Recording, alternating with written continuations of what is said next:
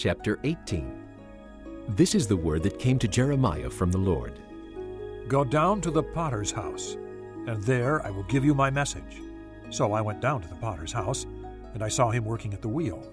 But the pot he was shaping from the clay was marred in his hands, so the potter formed it into another pot, shaping it as seemed best to him. Then the word of the Lord came to me.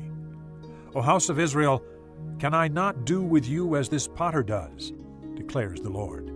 Like clay in the hand of the potter, so are you in my hand, O house of Israel. If at any time I announce that a nation or kingdom is to be uprooted, torn down and destroyed, and if that nation I warned repents of its evil, then I will relent and not inflict on it the disaster I had planned.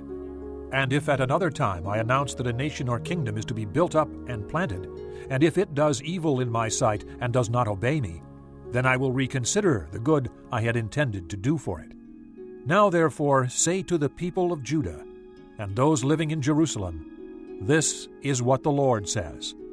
Look, I am preparing a disaster for you and devising a plan against you.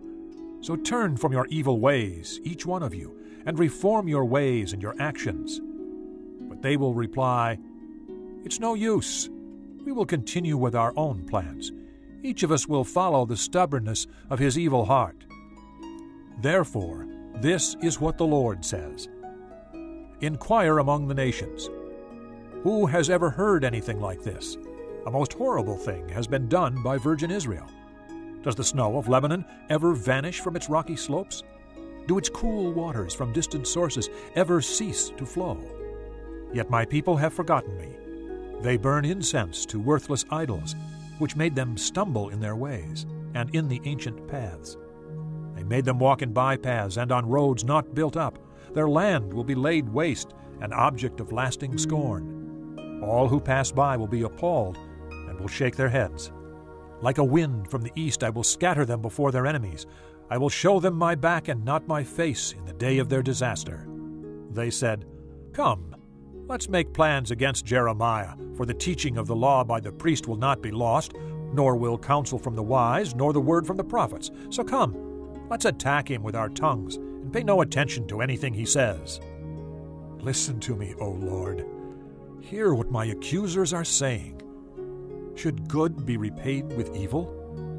Yet they have dug a pit for me. Remember that I stood before you and spoke in their behalf, to turn your wrath away from them.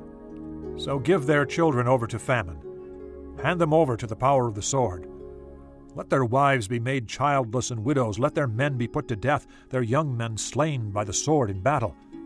Let a cry be heard from their houses when you suddenly bring invaders against them, for they have dug a pit to capture me and have hidden snares for my feet. But you know, O Lord, all their plots to kill me. Do not forgive their crimes or blot out their sins from your sight. Let them be overthrown before you. Deal with them in the time of your anger.